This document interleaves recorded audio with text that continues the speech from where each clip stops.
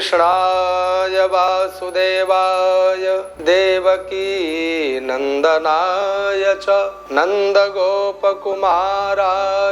गोविंदाय नमो नमः। आप सभी को जय श्री कृष्ण, जय श्री राधे। भीमसेनी निर्जला एकादशी की अनंत कोटि शुभकामना, बहुत बहुत बधाई।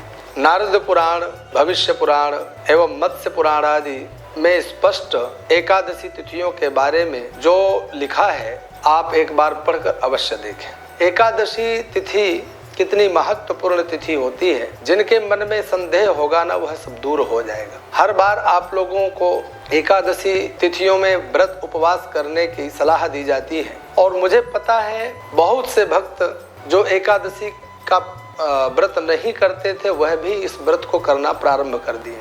मेरे YouTube चैनल में आने वाले वीडियो को देख करके भी आप लोगों ने बहुत बार यह कमेंट किया और अनेक लोगों के द्वारा, अनेक भक्तों के द्वारा यह जानकारी प्राप्त हुई कि हमने पहले कभी व्रत नहीं किया लेकिन इस समय हम प्रारंभ कर दिए हैं। ये मुझे जानकर बहुत खुशी होती है, बहुत प्रसन्नता होती है कि चलो आप लोगों ने एक बात तो मानी, और ये बात माननी भी चाहिए क्योंकि इससे किसी दूसरे का प्रयोजन सिद्ध नहीं हो रहा, अपितु आपका ही कल्याण होना है। इसलिए हमें एकादशी का व्रत कभी छोड़ना नहीं है, हमेशा करना है। आप लोगों को ये मैंने कई बार बताया है कि एकादशी की जो तिथियां हैं, वर्ष में जितनी भी एकादशियां पड़ती हैं, 24 एकादशियां, हर महीने में 2 एकादशियां, 12 महीने में 24 एकादशियां, और इसी क्रम से वे व्रत करते करते जब अधिक मास, पुरुषोत्तम मास आता है तो उन 2 एकादशियों को लेकर के कुल मिलाकर 26 एकादशियां हो जाया करती। हमें कभी भी एकादशी का व्रत नहीं छोड़ना है।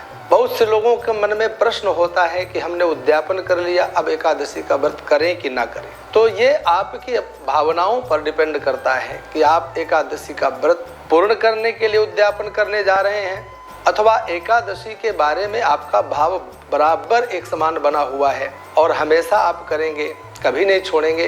केवल उद्यापन आवश्यक अंग है, इसलिए करने जा रहे हैं। देखिए, किसी भी पर्व का, किसी भी तिथि का आप व्रत रहते हैं या किसी भी वार का व्रत रहते हैं तो उसकी पूर्णता कभी नहीं होती है, परंतु हमारी मान्यता है और शास्त्र की मान्यता है कि हर व्रत उपवास का एक बार उद्यापन करना चाहिए। उद्यापन करना आवश्यक अंग है, लेकिन व्रत को परिपूर्ण मान लेना यह आवश्यक नहीं है। हम अपने शरीर की सामर्थ्य को देखें, क्या बिना अन्न खाए हम रह पाते हैं या नहीं रह पाते हैं।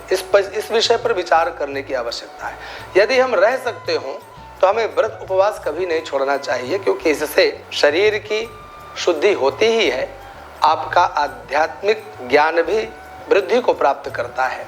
आपके ज्ञान का प्रकाश जो होता है ना, उससे आपका वह परलोक रूपी सुख भी प्राप्त होगा जिसके लिए व्रत उपवास किए जाते हैं। तो चलो, बहुत अधिक समय न लेते हुए आज आने वाली एकादशी के बारे में चर्चा करते हैं। आने वाली एकादशी कौन सी है, इस एकादशी का नाम क्या है? ज्येष्ठ शुक्ल पक्ष की एकादशी, जिसे हम निर्जला एकादशी के नाम से जानते हैं।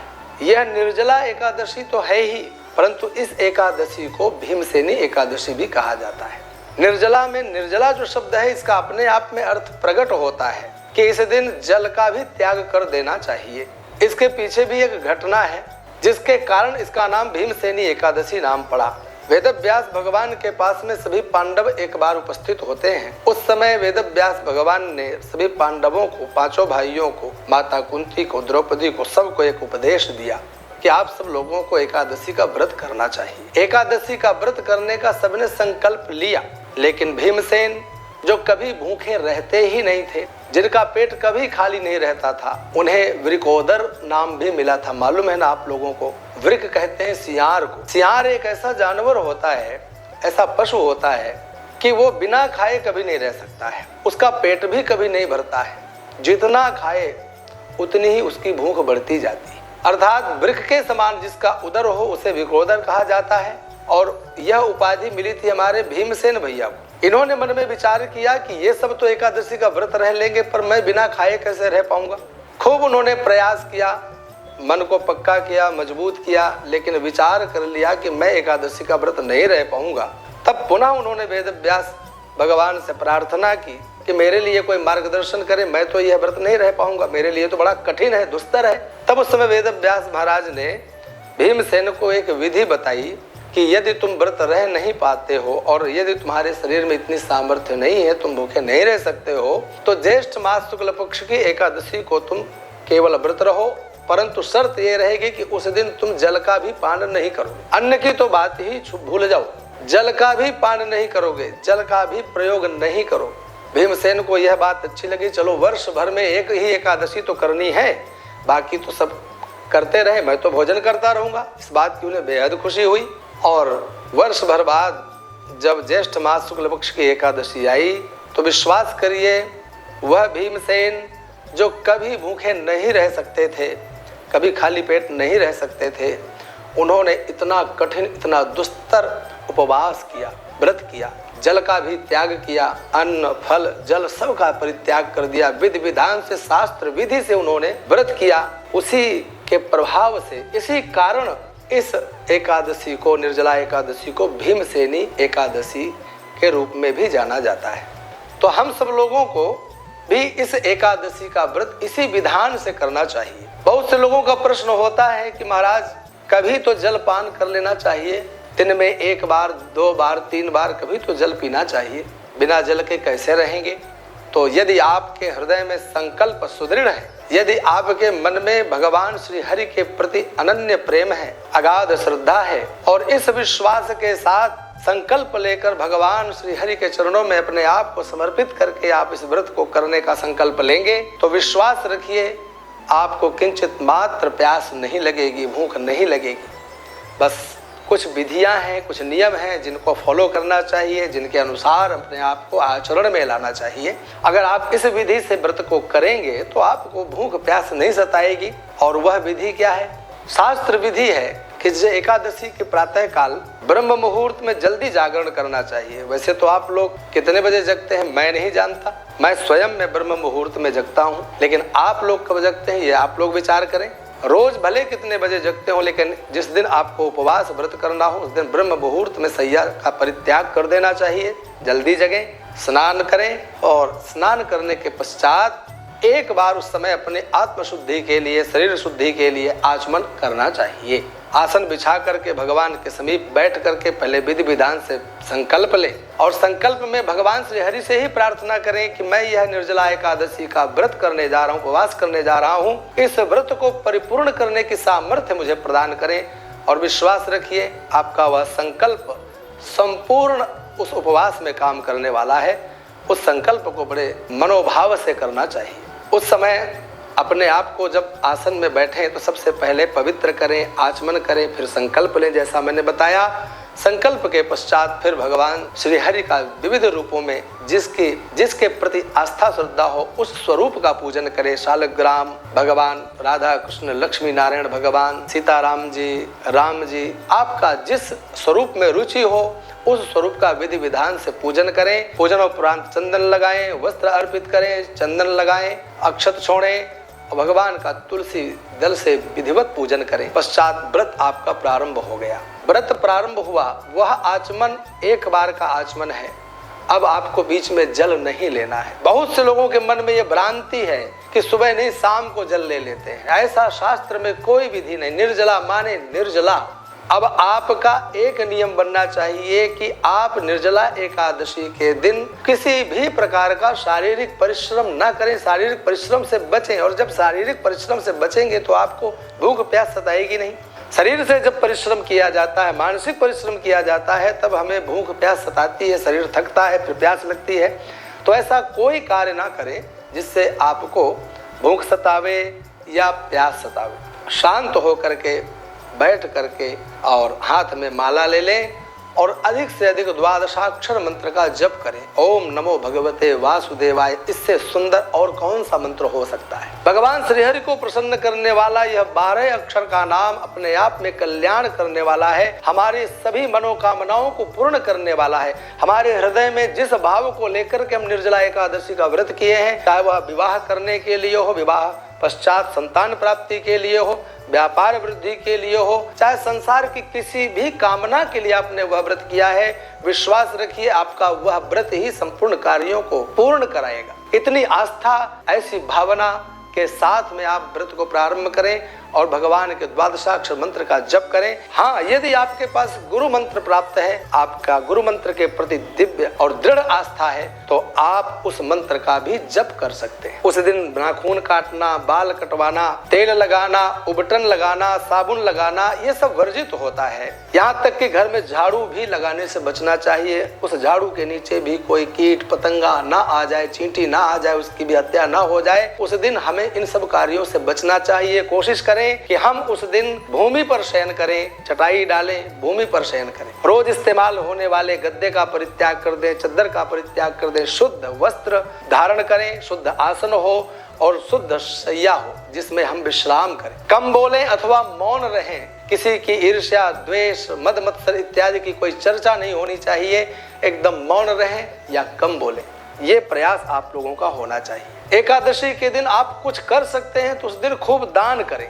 छाता का दान करें, पादुका, जलपात्र, घड़ा, फल, नारियल, खूब जलपात्र दान करें। कौन रोकता है आप लोगों को? खूब इस समय चिलचिलाती धूप से बचने के लिए लोगों को छाता का दान करें। इस चिलचिलाती धूप में भूमि गर्म हो जाती है, उससे सुरक्षा करने के लिए व्यक्ति की चरण पादुकाओं का दान करें। चप्पल, जूते, जो भी संभव हो वह दान करें। इसमें इस समय जो ऋतुफल आते हैं वह ऐसे फल होते हैं जिनमें अधिक मात्रा में जल होता है, जल की पूर्ति होती है। ऐसे तरबूज, खरबूज इत्यादि का दान करें। नारियल, पानी वाले नारियल का दान करें। इस समय व्यक्ति को धूप से बचने के लिए वस्त्रों का दान करें। खूब दान करते हुए इस निर्जला एकादशी के व्रत को प्रारंभ करें। और यह भी आपको बता दें, बहुत से लोगों के मन में एक भावना, एक प्रश्न होता है कि हम इस एकादशी पर उद्यापन कर सकते हैं कि नहीं। तो यह भी मैं आप लोगों को बता दूं कि उद्यापन के लिए सर्वोत्तम समय कौन सा होता है और कब उद्यापन करना चाहिए, कब नहीं करना चाहिए। नहीं करना चाहिए में तो इतना मान लीजिए कि जो चातुर्मास्य होता है ना, संत महात्मा वैष्णव लोग जब चातुर्मास्य व्रत करते हैं, चातुर्मास्य का समय जब उनका प्रारंभ होता है, वह चातुर्मास कब, आषाढ़ शुक्ल एकादशी से कार्तिक कृष्ण एकादशी तक का जो समय होता है वह चातुर्मास्य व्रत का समय होता है। उस समय एकादशी का उद्यापन वर्जित है, क्योंकि उस समय भगवान शैया पर विराजमान होकर सो रहे होते हैं। उसे हम विष्णु शयनी एकादशी मानते हैं ना, जिस समय भगवान विश्राम की ओर जाते हैं। और जब भगवान उठते हैं तो उसे देव प्रबोधिनी एकादशी कहते हैं। उस देव प्रबोधिनी एकादशी तक हमें एकादशी का उद्यापन नहीं करना चाहिए। बाकी आप कर सकते हो। कहीं कहीं यह भी लिखा है कि जब सूर्य उत्तरायण में रहे तब हमें एकादशी का उद्यापन करना चाहिए। जब सूर्य दक्षिणायन की ओर चले जाएं तब हमें एकादशी का उद्यापन नहीं करना चाहिए, क्योंकि 6 महीना सूर्य उत्तरायण, 6 महीना सूर्य दक्षिणायन रहते हैं। जो सूर्य दक्षिणायन का जो समय होता है उस समय सभी देवता जगते रहते हैं, स्वर्ग के द्वार खुले रहते हैं। कोई भी पुण्यात्मा व्यक्ति की उस समय मृत्यु होती है, सीधे कोई दरवाजे नहीं, बिना दरवाजे के स्वर्ग की ओर जाता है। और जब सूर्य दक्षिणायन की ओर होते हैं तो उस समय स्वर्ग में रात्रि होती है, देवता शयन करते हैं। उस समय स्वर्ग के दरवाजे पर कौन है कि नहीं है, इस पे संशय होता है। इसलिए स्वर्ग की कामना हो या अनेक लोगों की कामना हो या मनोकामनाओं को पूर्ण करने की कामना हो, इस परिस्थिति में हम सूर्य के दक्षिणायन रहते ही एकादशी का उद्यापन करें तो और अच्छा रहेगा। अब इसमें एक बात और आपको मैं बता दूं कि उत्तरायण कब रहते हैं, दक्षिणायन कब रहते हैं। तो माघ महीने से लेकर ज्येष्ठ के महीने तक सूर्य उत्तरायण की ओर रहते हैं और ज्येष्ठ से लेकर के माघ तक सूर्य दक्षिणायन रहते हैं। तो इसके अनुसार आप लोग अपना उद्यापन का निर्णय कर सकते हैं। मतलब कि इस समय ज्येष्ठ में कब से सूर्य दक्षिणायन की ओर जा रहे हैं तो 21 जून ज्येष्ठ पूर्णिमा शुक्रवार से सूर्य दक्षिणायन की ओर जाएंगे। और यह निर्जला एकादशी कब पड़ रही है इस विषय में हम आपको बताएंगे। 21 जून से पूर्व ही पड़ रही है, तो उद्यापन का कार्य जिसे करना हो वह कर सकते हैं। हाँ, खूब डट कर उद्यापन कर सकते हैं। खूब बढ़िया विधि विधान से भगवान का पूजन, ब्राह्मणों को भोजन कराते हुए, शैया दान इत्यादि करते हुए, जो ब्राह्मणों को दान की सामग्री विधि से अनुसार बताई गई है वह सब करते हुए उद्यापन का कार्य आप कर सकते। अब चर्चा करते हैं कि निर्जला एकादशी या भीमसेनी एकादशी कब आ रही है।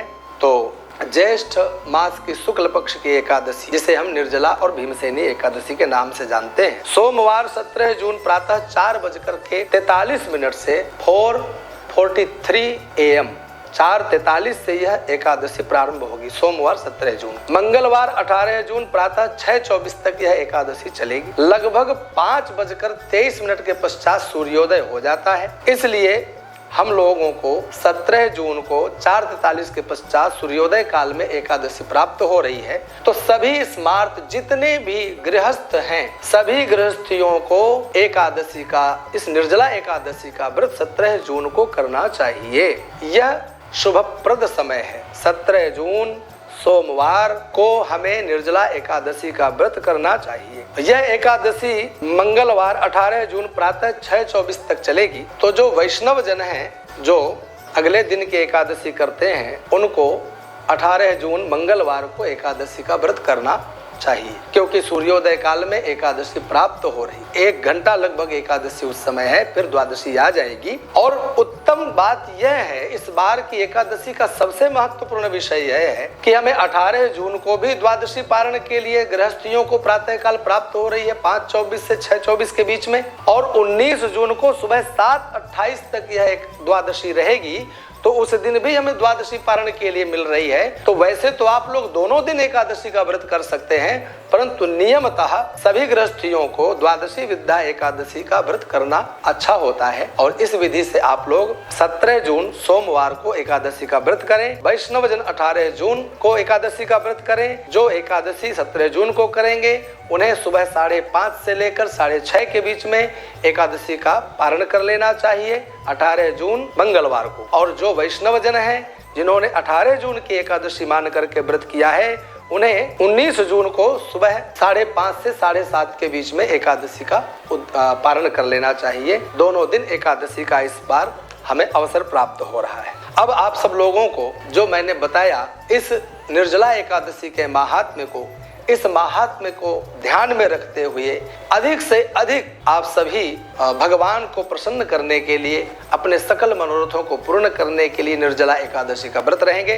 परंतु एक बात मैं जरूर आप सबसे निवेदन करना चाहूंगा कि बालक, वृद्ध, रोगी के लिए कोई नियम नहीं होता है। कोई बालक हो, कोई वृद्ध हो, कोई रोगी हो, ऐसे व्यक्ति के लिए कोई नियम लागू नहीं होते हैं। आप लोग दिन में 1 बार, दिन में 2 बार, दिन में 4-6 बार, जितनी बार भी जलपान करके आप व्रत रह सकते हो या फलाहार करके भी व्रत रह सकते हो, आप रहें, व्रत को ना छोड़ें। जो निर्जला व्रत को रह सकते हो वो निर्जला व्रत रखें, और जो सजला व्रत रखें, फलाहार करके रख सकते हो, वह फलाहार करके रखें।